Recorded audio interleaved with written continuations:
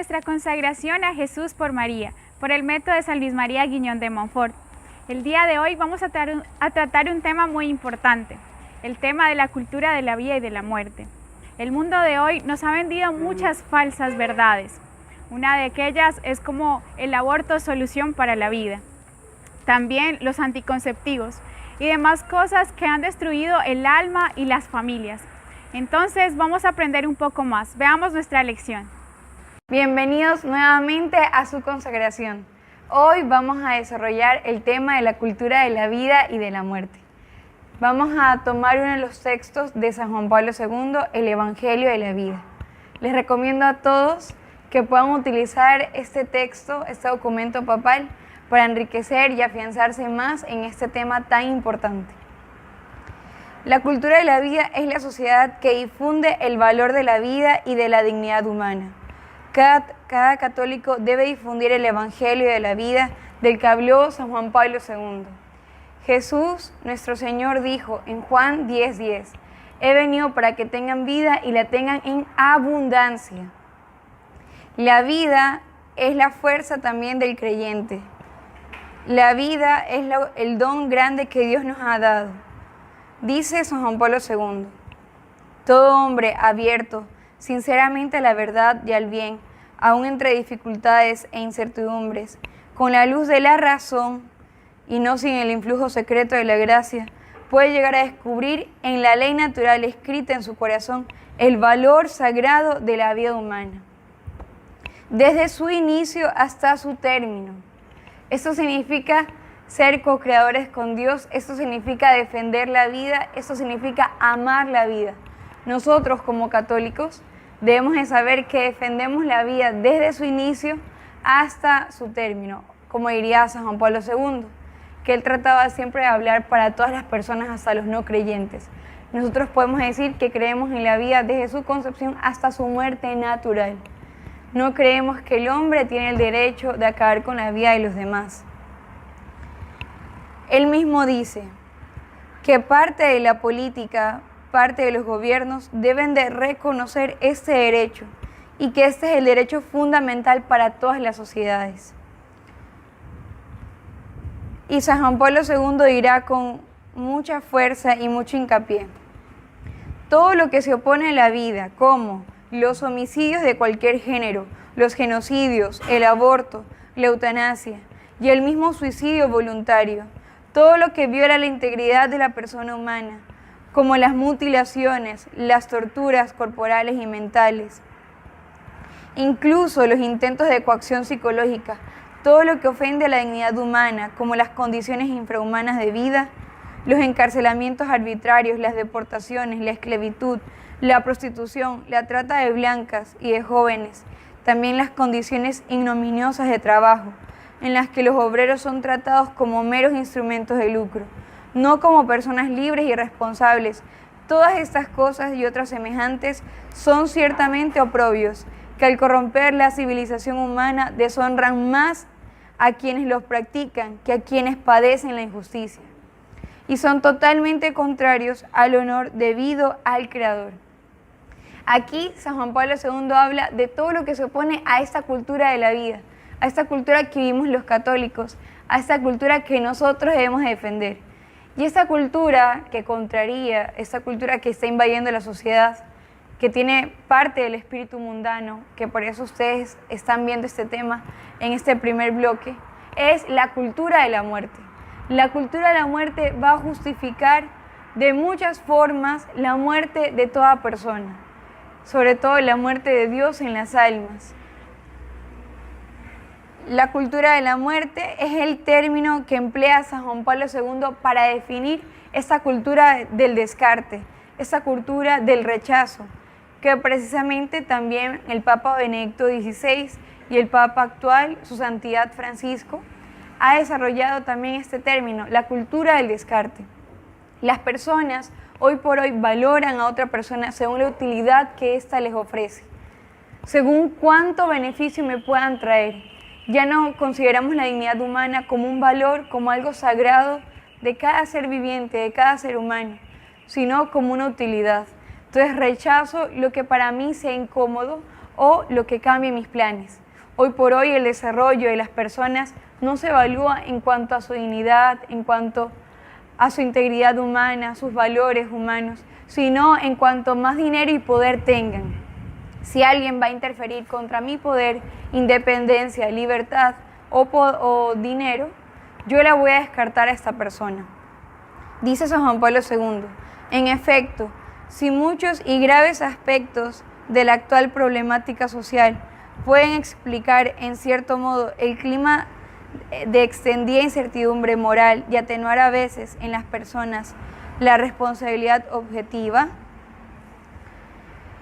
es una verdadera y auténtica estructura de pecado, esta cultura de la muerte, caracterizada por la difusión de una cultura contraria a la solidaridad que en muchos casos se configura. Dice, es una guerra de los poderosos contra los débiles.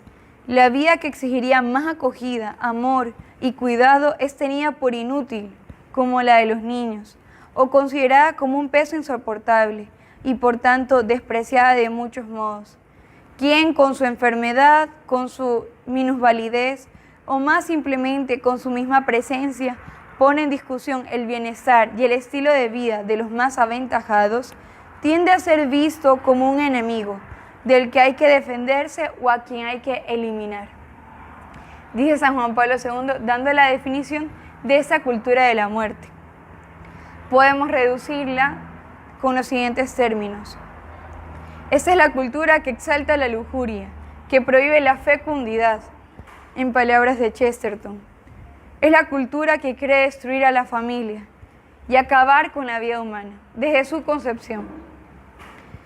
Parte de las raíces de esta cultura de la muerte es el hedonismo y la concepción materialista de las cosas. Así, los valores del ser son sustituidos por el tener. El único fin que cuenta es la consecución del propio bienestar material, la llamada calidad de vida. Se interpreta principal o exclusivamente como eficiencia económica, consumismo desordenado, belleza y goce de la vida física, olvidando las dimensiones más profundas, relacionales, espirituales y religiosas de la existencia del hombre. Si cada persona entendiera el valor que tiene cada ser humano, si cada persona entendiera la dignidad humana, estamos hablando de un concepto social, no solamente un concepto religioso. En sociología enseñan cómo se influye en los grupos sociales el bien que pueda hacer una persona. Si cada persona comprendiera la dignidad y la dimensión, la trascendencia del bien que es otro para uno, qué diferentes fueran las relaciones sociales. ¿Cuántas personas se amarían? ¿Cuántas personas se ayudarían? Si los gobiernos, en vez de pensar que puede ser para ellos un estorbo tener más personas a quienes gobernar, y entenderían que son estas personas las que más adelante van a tener la fuerza para trabajar y generar empleo, los gobiernos se esforzarían por lo que ellos necesitan, hospitales, universidades, crear personas que puedan generar trabajo. Pero hoy por hoy los gobiernos en lo que se enfrascan es en ideologías en las cuales quieren acabar con la identidad de la persona, con su identidad sexual, quieren acabar con su identidad como individuo, quieren proteger solamente su poder y gobierno, por encima de la dignidad de cada persona. Hoy por hoy la democracia es desconocida. Tantos sabotajes que hemos visto en tantas elecciones presidenciales, que a consecuencia de eso muchas personas están sufriendo por el comunismo, por esta ideología marxista que busca solamente, entre comillas, darle a los pobres, pero en realidad lo que hace es repartir equitativamente la miseria, porque esa es la utopía del comunismo que hoy por hoy se vive y por el cual tantos pueblos están sufriendo. San Juan Pablo II dirá también que una de las raíces de esta cultura de la muerte es precisamente el rechazo al sufrimiento. Por eso nosotros los cristianos debemos de amar la cruz y proclamar la cruz. La cruz es la alegría del cristiano, la cruz nos trajo salvación. Y hoy las personas rechazan la cruz, rechazan lo que para ellos sea incomodidad. Todo esto se ve agravado por un ambiente cultural que no ve en el sufrimiento ningún significado o valor. Es más, lo considera el mal por excelencia, que debe eliminar a toda costa. Esto acontece especialmente cuando no se tiene una visión religiosa, que ayuda a comprender positivamente el misterio del dolor. ¿Cómo se han implementado medidas en contra de la vida? Vamos a mencionar una de estas, que es el aborto. Conocemos bien que se dice que hay una teoría sobre la sobrepoblación. Esta teoría fue desarrollada por Thomas Malthus. Él decía que la población crecía en una proporción mayor a las necesidades y los alimentos. Con su teoría, él quería decir, explicaba, que iba a haber un momento en que fueran tantas las personas en la Tierra que los alimentos y todos los servicios básicos no bastarían para tantas cantidades de personas, de gente en la Tierra. Hoy por hoy seguimos comprobando que esa teoría no es cierta. En los países donde hay sobrepoblación se han aplicado medidas migratorias en algunas ocasiones y ciertamente son lugares donde han recibido también apoyo de otros países o bien las medidas económicas implementadas no han sido las más adecuadas para poder ayudar en todas las enfermedades que también han surgido en estas poblaciones. De la misma forma se ha comprobado que el índice de mortalidad siempre controla el índice poblacional, porque así como nacen, mueren personas diariamente. También muchos expertos en la teoría, que han desarrollado también la teoría de sobrepoblación, han considerado que Thomas Malthus no había considerado el matrimonio, que si los matrimonios disminuyen, iba a disminuir también la tasa de natalidad, y que si bien iba a disminuir la tasa de natalidad, la población iba a envejecer y no iba a haber fuerza laboral más adelante.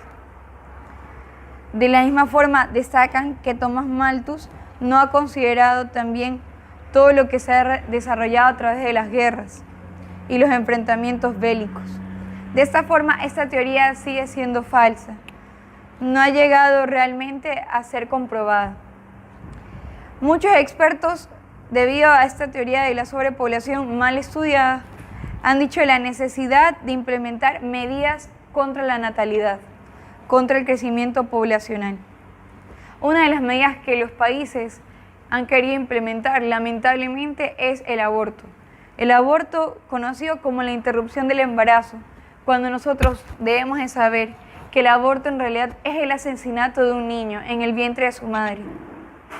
El aborto, ¿qué es lo que hace? Es acabar con la vida que ya empezó desde su concepción. ¿A qué nos referimos con concepción? O también conocida como la ovulación, a la unión entre el espermatozoide y el óvulo. Eso se da no solamente, se da antes de que se implante el cigoto en el útero de la madre, se da en el momento de la unión entre el óvulo y el espermatozoide. Ahí ya hay vida.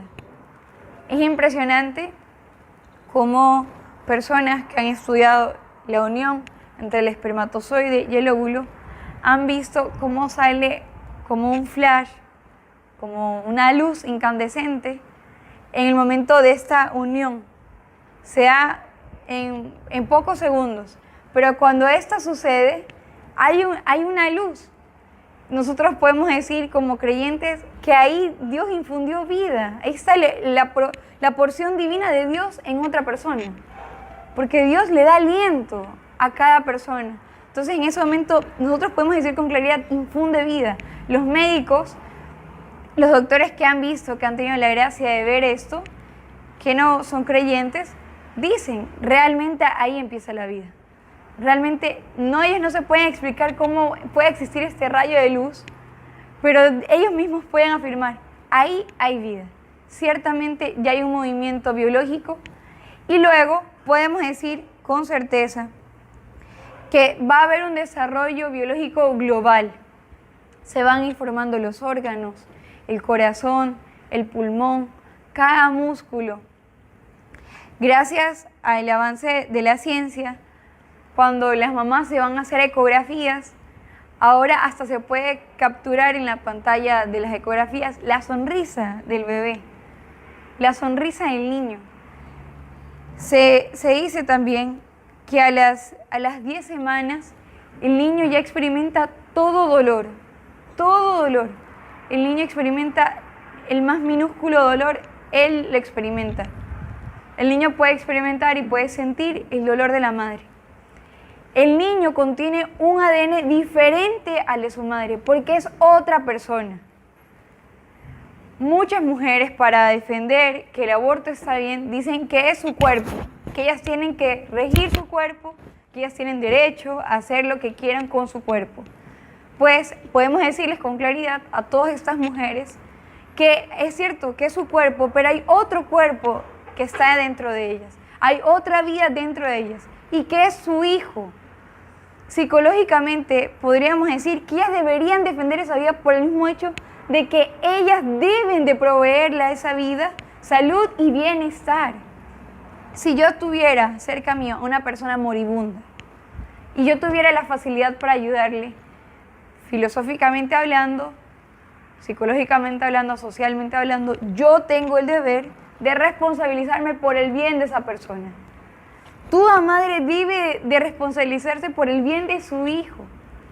Podemos decirlo desde el punto de vista filosófico, desde el punto de vista biológico. Los doctores tienen un juramento que se llama el juramento hipocrático. Ellos juran defender la vida desde su concepción, desde su inicio hasta su fin natural. Entonces, por el juramento hipocrático, los mismos expertos, los mismos encargados de todos los estudios ginecológicos y genetistas afirman de que todos los médicos tienen la obligación de defender la vida y que son conscientes que ha comenzado desde su concepción. También teorías feministas han promovido esta teoría, han promovido la teoría de la sobrepoblación y también han difundido la necesidad de aprobar el aborto, porque dicen que muchas madres tienen el riesgo de morir por los abortos clandestinos y que muchas de las madres tienen que aplicarse a estas medidas debido a que han sido abusadas sexualmente. También otras dicen de que las mujeres como ya han tenido un trauma por el abuso sexual, ¿cómo pueden afrontar volver a ver el rostro del violador en su hijo? También otras dirán que son muy jóvenes, que no tienen suficiente dinero para poder constituir una familia, que no tienen un padre, que su familia no las apoya. Y son tantas y tantas y tantas las razones que cada vez encuentran más para aprobar el aborto. Una de esas también es porque el niño que vaya a nacer nazca con malformación. En algunos países, lamentablemente, se ha querido aprobar el aborto por 3 causales. En otros, como en Colombia, se ha aprobado el aborto ya hasta los 9 meses. Es muy, muy doloroso, porque al ver los videos de cómo se aplica la práctica del aborto, uno hasta los que no son creyentes se han convertido solamente viendo estos videos, porque uno es consciente de la matanza, de cómo el niño sufre en el vientre de su madre. En Colombia se ha aprobado el aborto hasta el 9º mes.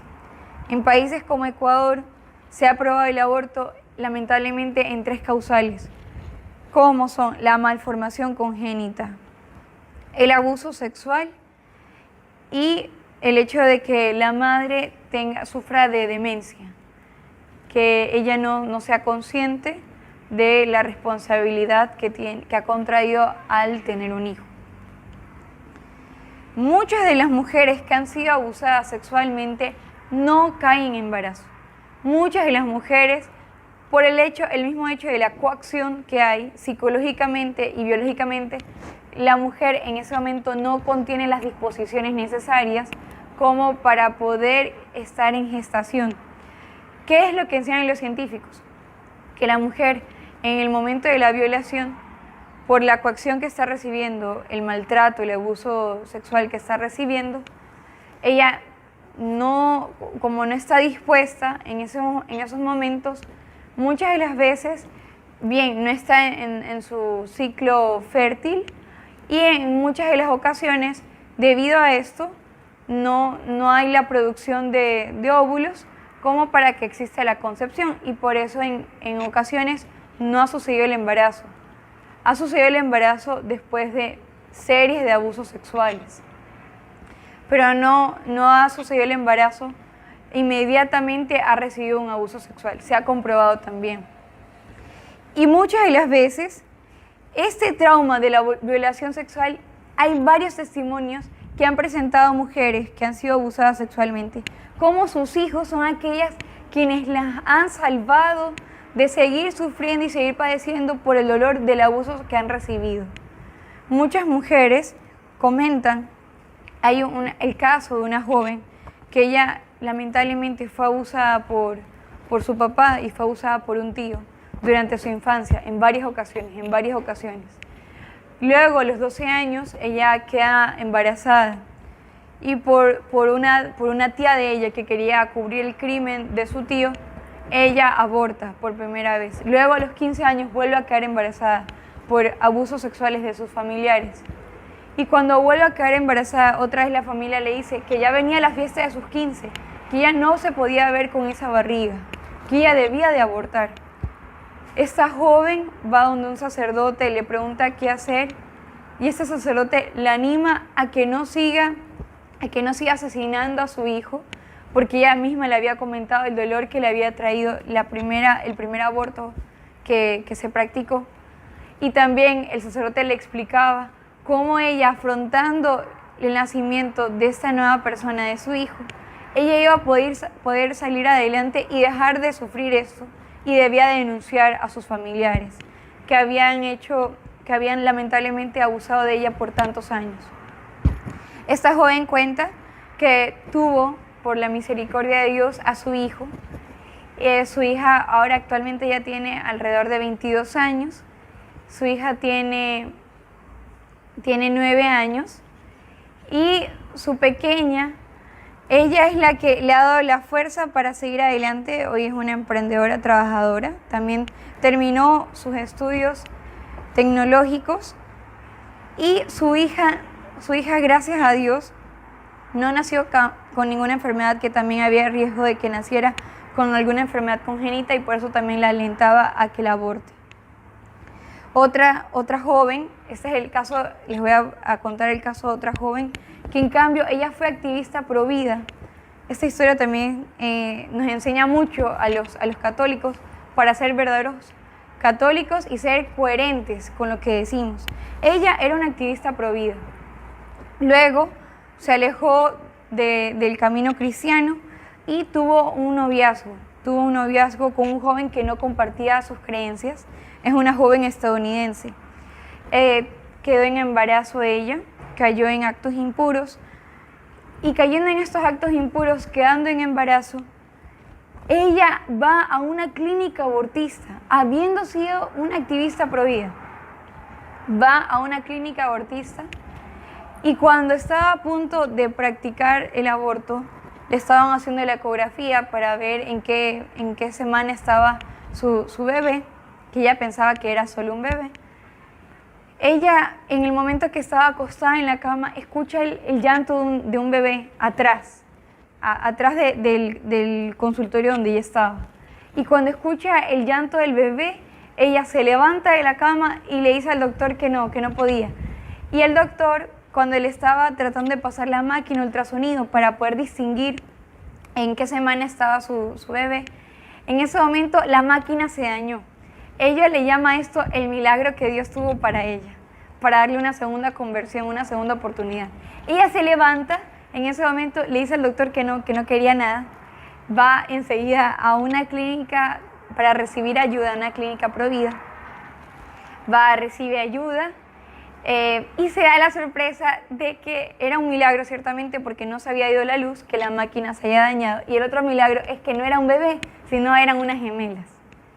Y hoy ella también, agradecida con Dios por esta segunda oportunidad que le dio, ha retomado su fe. Este testimonio está en la página de A Catholic Spirit.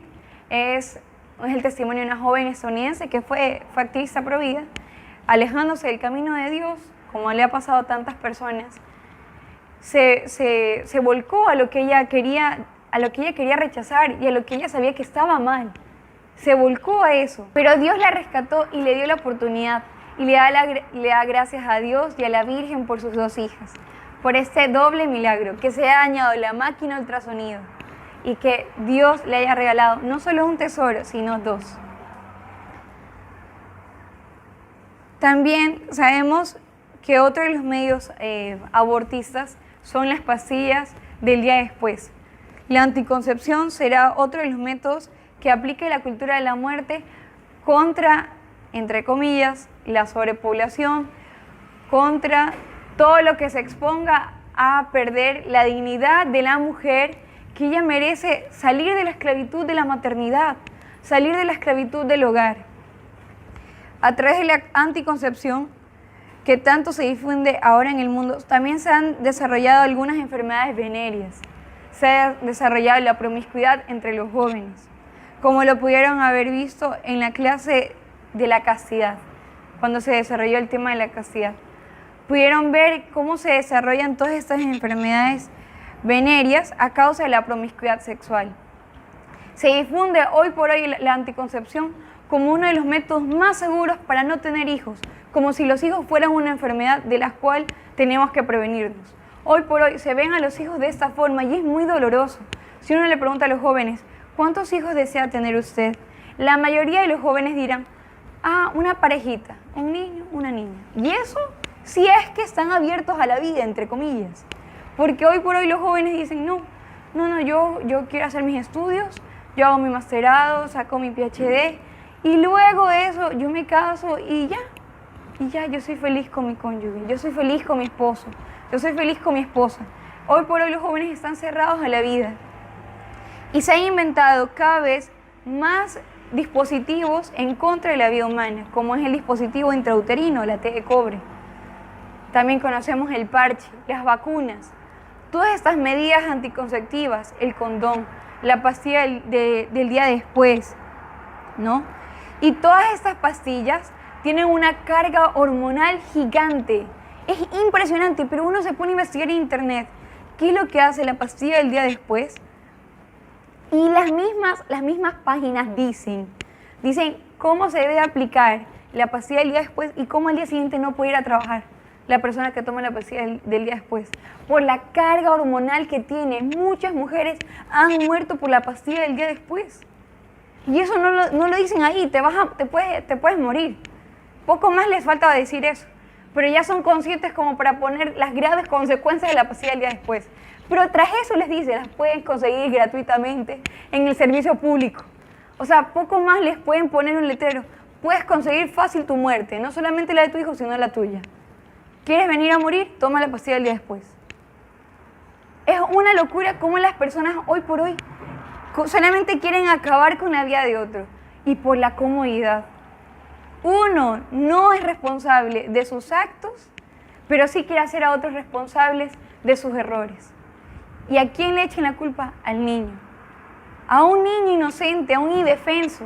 Por eso nosotros, como enseña San Juan Pablo II, debemos de ser la voz de los más pequeños. Dice él, la alegría del niño que nace debe ser la alegría de todo cristiano. Y es la alegría que el mundo quiere acabar. Empezará su encíclica. En la aurora de la salvación, el nacimiento de un niño es proclamado como gozosa noticia. Nuestro mismo Señor se hizo hombre para mostrarnos la dignidad que tiene la persona humana. Jesús se hizo hombre. Es algo tan grande, algo tan hermoso, que Dios se haya hecho hombre. Y el mismo Dios se introdujo en el vientre de una mujer pobre, de una mujer sencilla, de Nuestra Señora, de la Virgen María, que tenía alrededor entre 14 y 15 años. Y ella fue valiente, ella pudo haberle dicho al ángel, pero si yo le consagré mi virginidad a Yahvé ya sabe, en el templo, a los 3 años. Dile a Yahvé que se acuerda, a los 3 años yo le consagré mi virginidad. Entonces, ¿cómo es eso que yo me voy a quedar embarazada? No, ¿cómo va a ser posible? La gente va a pensar esto, va a pensar aquello. Ella no se opuso al plan de Dios.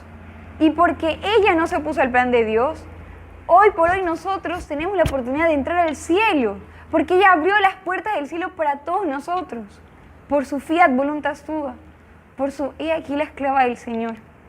Pero el mismo Señor quiso padecer lo que padecen ahora los niños que están en el vientre de sus madres, que están en peligro de ser asesinados por sus mismas mamás.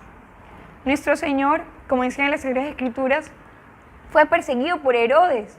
Y Herodes mandó a matar a todos los niños menores a los 2 años, porque sabía que en ese tiempo nuestro Redentor estaría entre esa edad para poder asesinarlo. Pero por la obediencia de San José no sufrió nuestro Señor. Por la obediencia de San José no fue asesinado en ese momento. Pero hay hoy por hoy muchos Herodes. Y en nuestras familias, lamentablemente, en los medios que nos movemos, que nos desenvolvemos, en el trabajo, en el estudio en la universidad, nuestros compañeros, todas estas personas hoy por hoy son tal vez unos nuevos Herodes que quieren asesinar a los niños, que quieren darle vida al mundo.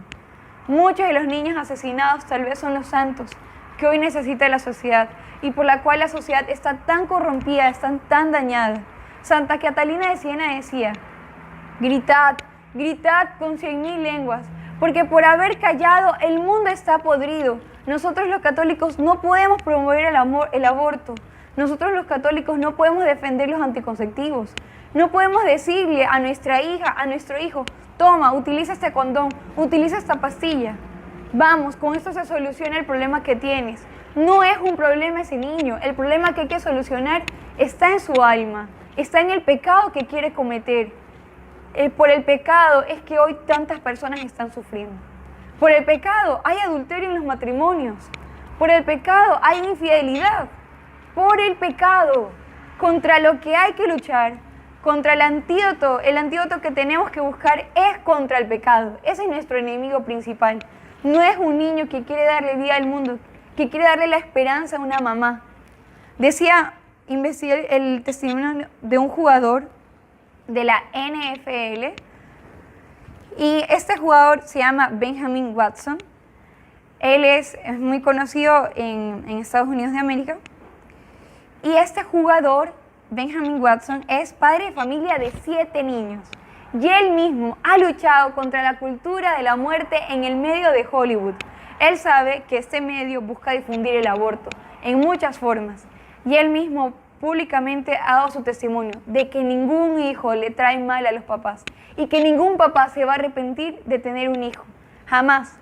Este jugador le ha dicho al mundo entero la felicidad que él tiene por sus 7 hijos. No se imaginaba tener tantos, pero le da gracias a Dios por cada uno de ellos. Su esposo sufrió de 2 abortos espontáneos, no buscados. Y luego Dios la bendijo con unos gemelos. Y hoy por hoy pues tiene estos 7 hijos por los cuales da gracias a Dios. Y él da testimonio de cómo traer un hijo al mundo es traer alegría y esperanza en la casa. Los papás, cuando crecen y envejecen, de lo único que se arrepienten muchas veces, irónicamente, es de no haber tenido más hijos, que pudieran seguir acompañándolos en su ancianidad con su juventud. La cultura abortista, dice San Juan Pablo II, está particularmente desarrollada en los ambientes que rechazan la enseñanza de la Iglesia sobre la anticoncepción. Es cierto que anticoncepción y aborto, desde el punto de vista moral, son males específicamente distintos. La primera contradice la verdad plena del acto sexual como expresión propia del amor conyugal, como es la anticoncepción, que se opone totalmente al plan divino que Dios tiene para los esposos. Los esposos, cuando siguen el proceso natural de su unión conyugal, son co-creadores con Dios, dan nuevos ciudadanos para el cielo, forman nuevos cristianos, pueden formar nuevos santos. Y el segundo, destruye la vida de un ser humano. La anticoncepción se opone a la virtud de la castidad matrimonial. El aborto se opone a la virtud de la justicia y viola directamente el precepto divino: no matarás. Las consecuencias post-aborto en las madres son diversas. Se ha comprobado cómo las mamás, después de dar a luz a su pequeño, a su pequeña, sienten un vacío por la unión tan estrecha en que ella les estaba dando alimento a su hijo, a su hija. Sienten un vacío. las mamás que naturalmente han dicho sí a la vida y las mamás que han abortado, muchas de las veces han tenido pesadillas recurrentes, frecuentes sobre sus hijos, a los que han asesinado, volviéndose mamás de niños muertos. También muchas de ellas se ha comprobado psicológicamente que este síndrome post-aborto se repite. Ven a un niño de 7 años y si su hijo hace 7 años fue cuando se practicó el aborto, ellas relacionan automáticamente: mi hijo actualmente podría tener alrededor de 7 años. Porque saben que era su hijo y que ellas lo mataron. Por estos pensamientos que suceden después de practicar el aborto, muchas mujeres han caído en el suicidio por la nostalgia y la melancolía que tienen de haber asesinado a su hijo, porque saben que era su hijo. El concepto de la ley natural es muy claro: saben que es su hijo y que lo asesinaron. Por eso nosotros debemos defender a los niños que están en el vientre de sus madres. Debemos de ser la voz de los que no tienen voz, como la Virgen María en Fátima dirá, a través de Sor Lucía, que la última batalla que hay que defender es la de la familia y la del matrimonio. Por eso nosotros los consagrados debemos de defender la institución que Dios también ha fundado, que es el matrimonio. Debemos de ser más santos, de ver un matrimonio más profundo con nuestro esposo, con nuestro Señor Jesucristo, porque la santidad de los consagrados afianza la santidad de la vida conyugal, afianza la santidad de las demás personas, de las demás almas. Así que luchemos contra la cultura de la muerte siendo católicos coherentes. Podemos ampliar más este tema. Les motivo a que investiguen cuáles son las consecuencias del uso de las pastillas, cómo esto afecta hormonalmente a las mujeres, cómo esto afecta a la sociedad y que promovamos la cultura de la vida.